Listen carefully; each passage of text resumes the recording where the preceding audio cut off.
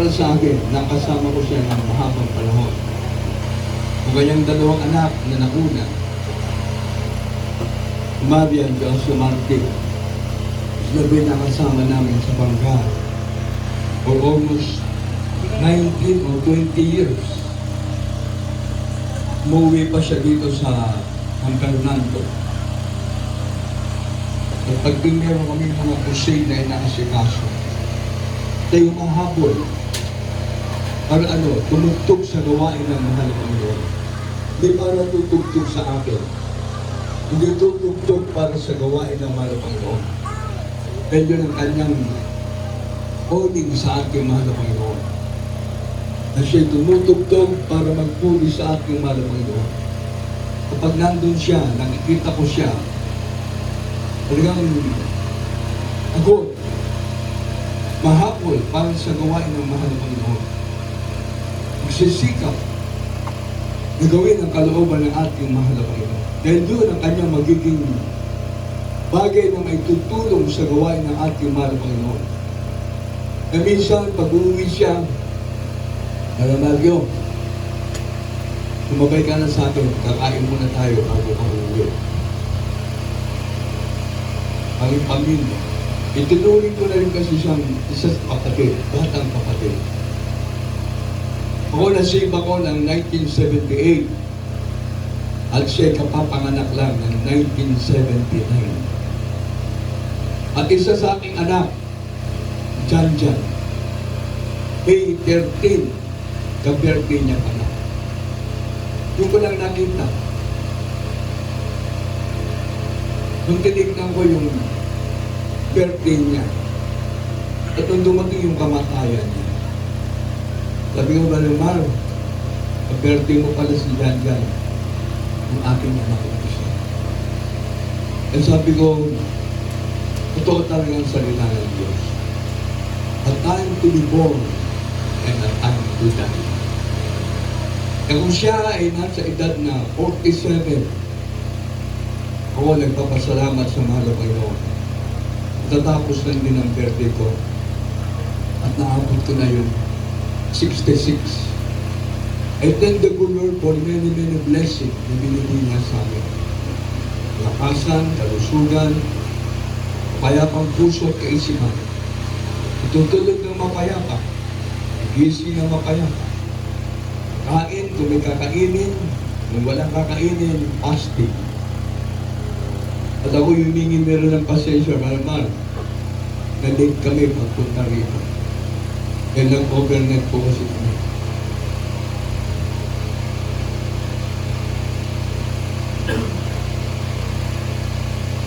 Dahil sa akin mga manggagawa, sa lahat ng mga manggagawa ko, sa lahat ng mga kapatiran natin dito sa La Union, dito sa San Fernando, sa mga may ginagampanan at walang ginagampanan.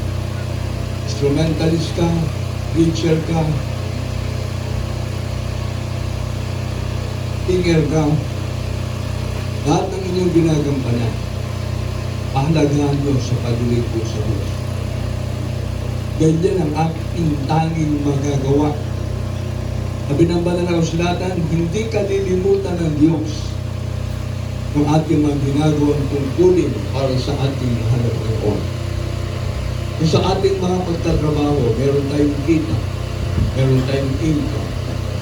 Sa Kanya, hindi niya nakita.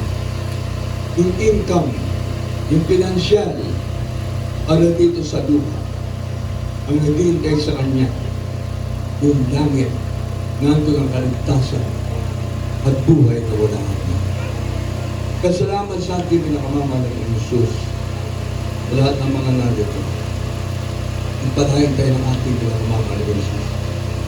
Last verse na iniiwanan sa inyo at tayo papagpapahingay ng ating mahal na Panginoon.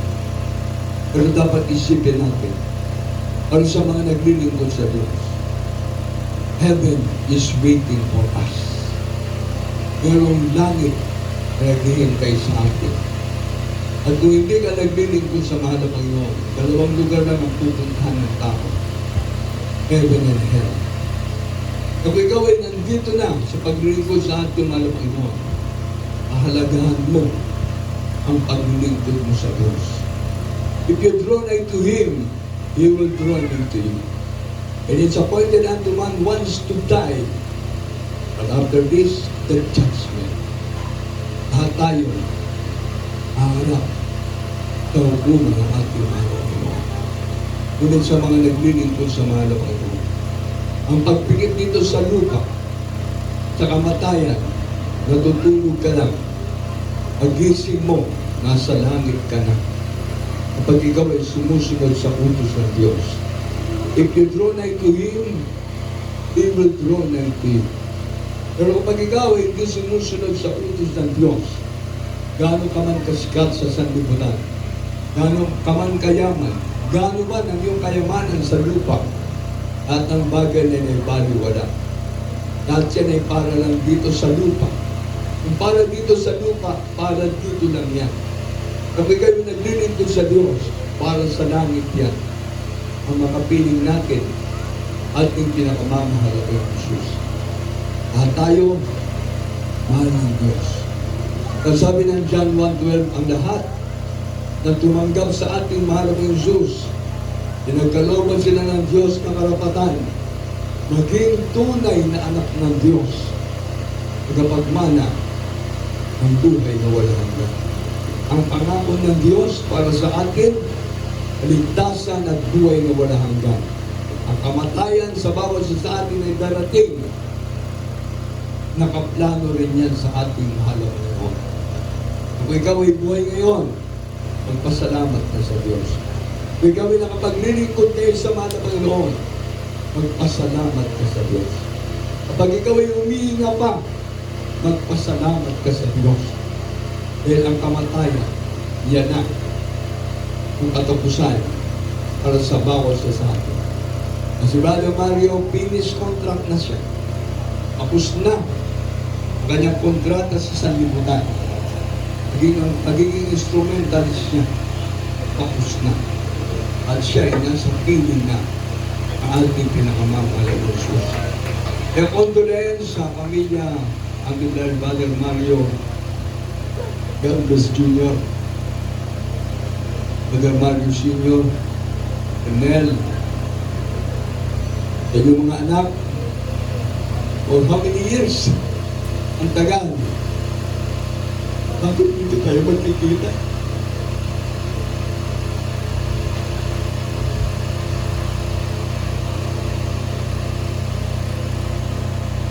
Ito kasi ang plano ng Diyos. Hindi habang panahon masaya ang tao. Hindi habang panahon malusog ang tao. Kaya nga yung malaman ko na meron na pala siyang nararamdaman. Ayaw na maging pabigat sa kanyang pamilya. Ayaw niya ipakita sa kanyang mga mahal na kapatid, sa kanyang magulang. Magiging sister test sa kanyang mga anak. Huwag natin itago kung meron tayo nararamdaman. Paramdam natin sa ating mga mahal sa buhay. Salamat sa malamay, nakikita pa natin ang ating mga magulang. Kita natin ang ating mga kapatid. Ano kung ganito? Iiyak tayo. Hindi naman yan nararamdaman na. Sinigaw man tayo, Brother Mario! Tutugtog ka ba? Hindi niya naman didinig.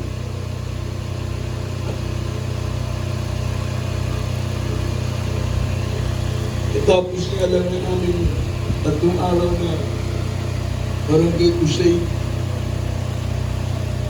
sa Sengat, Sulitin, inabot kami ng bagyo, inabot kami ng baha, pero hindi kami tumigil.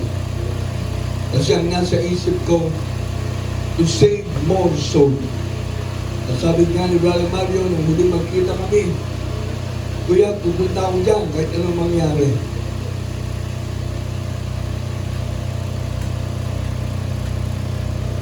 Ganun na lang ang nasabi. Kaya sa inyo na mga nandito, pag may nalaman kayo na gawain ng Diyos, pumunta kayo. Eh kung Merkules ang gawain ng Panginoon, Martes, di ka na nakarating. Sayang, di mo na naabot yung Merkules. Biyernes, mag-overnight ka. Maglilingkod ka sa Diyos. Huwebes, may nangyari sa iyo. Hindi mo na maaabot yung Biyernes. Linggo, dapat nasa gawain ka naman ng Panginoon. Sabado, nakatulog ka ng masarap. Hindi ka na nagising. Hindi mo na naabot yung linggo. Kaya pala sabi ng ating parents syndrome, work out your own salvation. Pagtratrabaho natin ang ating kanya-kanyang kaligtasan. Hallelujah! Pero nabi yun, hintay kita ng Biyernes eh. Pero Huwebes, ginawian niya siya ng buhay. Kaya hanggang sa natapos yung crusade, ang naiisip ko,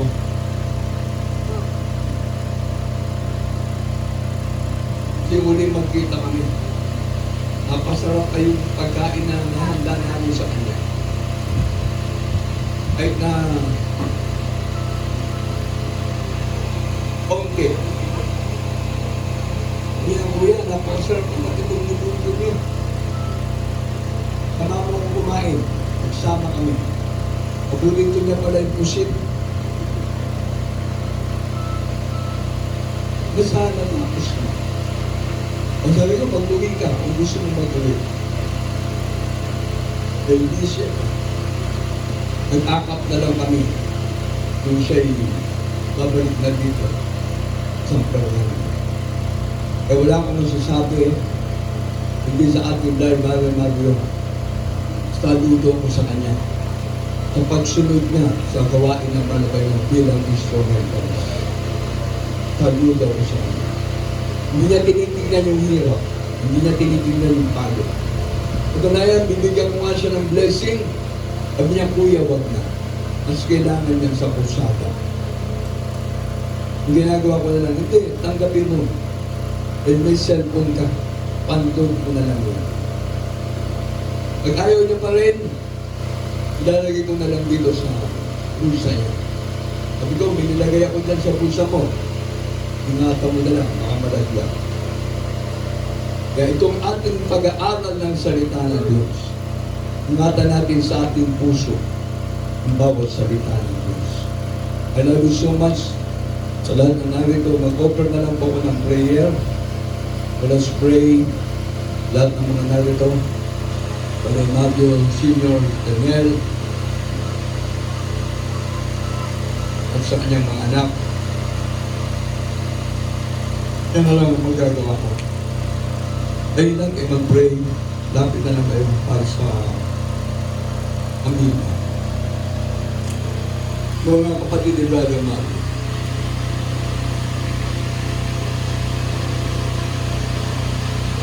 at sa lahat ng nag-lock points, dito ang aking mga manggagawa. Bilang mga manggagawa ng Jesus Miracle Crusade International Ministry, kami na ginagamit ng Malabay ng mga ngaral ng salita ng Diyos. Hindi ang aming mga sarili ang aming pinapangaral, hindi ang salita ng Diyos. Ang hatid nito ay kaligtasan at buhay na walang hanggan. Hindi namin kayang masunurin kung ayaw ninyo. Mahirap turuan yung mga nagmamarunong. Tandaan po natin yan. Mahirap magturo sa mga madunong na. Pero sa mga gustong sumunod sa kalooban ng Diyos, importante, mahalin mo ang iyong kaligtasan. Kaya kami na nangangaral ng salita ng Diyos, mahal tayo ng Diyos. O kung mapagpala ang Diyos sa mga sa pangalan pinakamalala ng Jesus. Bawat pamilya na Brother Mario Carpes Jr. May kalungkutan sila malapang mo.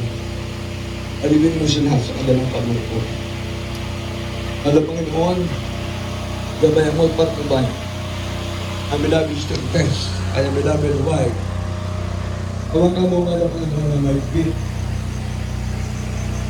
Ang pagsubok na dumating sa amin, kapag kami pa rin.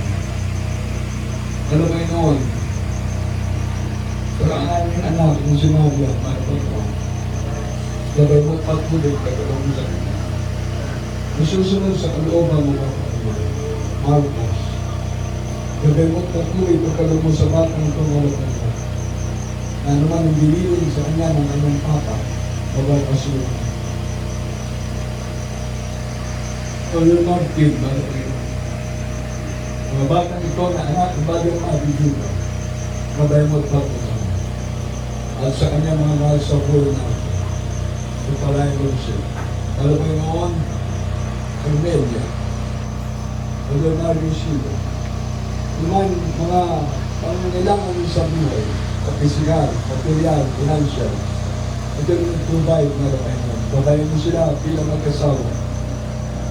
Sa hirap at ginhawa, sa kanilang kalagdayan, yung tuloy ngayon, sa iniwanan Brother Mario, sa kanilang mga apo, sa pamilya, upang bahala, Panginoon, magbigay ng kalakasan, kalusugan, paganoon din po, Panginoon, mga kapatid, ang gagawin natin, mga pamilya, mga Panginoong shoes, kung akong bahala. Bless them and protect them, Lord, over the gracious by God of Jesus. Give them one mind, one soul, one spirit in serving the Lord God. Bless them physically, materially, financially, and spiritually. Hold them tight, dear Lord God, until you come, by the name of Jesus. Protect them and cover them with the gracious blood, now and forever. In Jesus' name, Amen. Lahat tayo mapagto, pwede tumulong natin. Mag-over na lang ng prayer para sa lahat natin. Hindi disgrasya na nandito tayo. May naging plano ng Diyos, mabawal sa tayo. Kung makita natin, ang buhay ng tao ay meron tundo. Hindi only life, hindi only soup, hindi only rice. Ang buhay ng tao, basta lang, may tundo. Kaya tayo huwag magpabaya sa paglilingkod natin sa ating mga ito. Lahat kayo madalangin, mga kapatiran namin ito. At sa mga hindi po kapatiran, tumunod kayo sa panalangin, sabihin natin, mapagpalang ang masalangit, pangalan ni Jesus, pinakamamala ni Jesus, salamat sa iyong pag-ibig, ikaw yung Diyos sa nagkatawang tao, ang ayunay sa krus ng Kalbaryo, upang kami matubos sa aming mga kasalanan. Maliit at malaking kasalanan na aming nagagawa, patawarin ito malabay. Alam po namin na hindi ligid sa iyo ang lahat ng bagay na aming ginagawa. Alam mo Jesus, salamat po na aming hatid ang Beloved Brother Mami sa kanyang totoong kalalagyan. Ang pikit-kito sa lupa, pagdilat sa piling. Pinakamamala ba Jesus, lahat kami na narito, umiibig sa iyo. Ibigin mo rin kami. Alam mo Panginoon, bigyan mo rin ang pagkakataon na makapag-lingkod na sa iyo habang kami may buhay, mga kalakasan. Alam mo Jesus, panawad po sa lahat ng aming mga kasalanan. Tinatanggap kita ngayon, aking Panginoon, Diyos at hari ng aking buhay. Ligtas mo po ako, kampo ng aming mga mansunod. Ang ngalan ni Jesus, Amen. Opo, pinakamamala ni Jesus, salamat po sa mga narito at sa pagkakit para sa ang dalawa ng Mario Jr. Tumanggap sa iyo, Mara Panginoon. Ang nabanggit nilang panalangin galing sa kanilang mga puso. Kung sila pagkakataon na makasunod sa mga utos, Mara Panginoon. Kung saan man sila pumaroon, ingatan mo sila. Alam mo yung Jesus, ang buhay namin sa isang libutan ito ay may aksilan, Mara Panginoon. Ikaw po ang nakakalam. Ikaw ang may plano ng lahat ng bagay para sa amin. Alam mo Jesus, lahat na namin ito sa pagkalat ng panalangin ng Beloved si the Lord, palain mo kami. Tingkisil ang tabilan ng pag-ibig ngayon hanggang sa iyong pagbabalik. Ingatan mong bawat siya, lalo po sa pamilya Galvez, mga Panginoon. Sa lahat ng namin ito, wala sa maling kabatang na sa pinakamaganda. Sa buong pamilya, mga Panginoon, at sa lahat ng mga kapatiran. Pagpalain kami ngayon hanggang sa iyong pagbabalik. Sa pangalan ni Jesus, Amen. Our Father, who art in heaven, hallowed be thy name. Kingdom come. Thy will be done on earth as it is in heaven. Give us this day our daily bread. Forgive us our sins, as we forgive others. Lead us not into temptation, but deliver us from evil. For thine is the kingdom and power and glory, forever and ever. Amen. Lahat ng sabing amen. Amen. God bless you. God bless you. Bless you.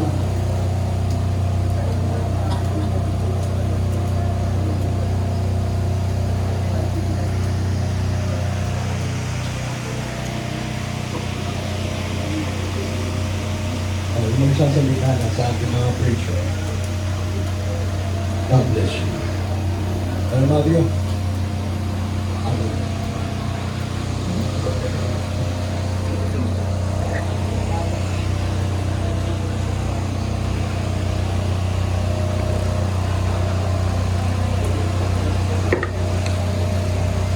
Thank you so much, ordained preacher Nanding Manala. Maraming salamat po sa inyong message. Now let's proceed for the parting words from family member. For the reading of the parting words from family member or to give us the message, sharing good memories and also word of thanks, may call on Ma'am Marian Galvez.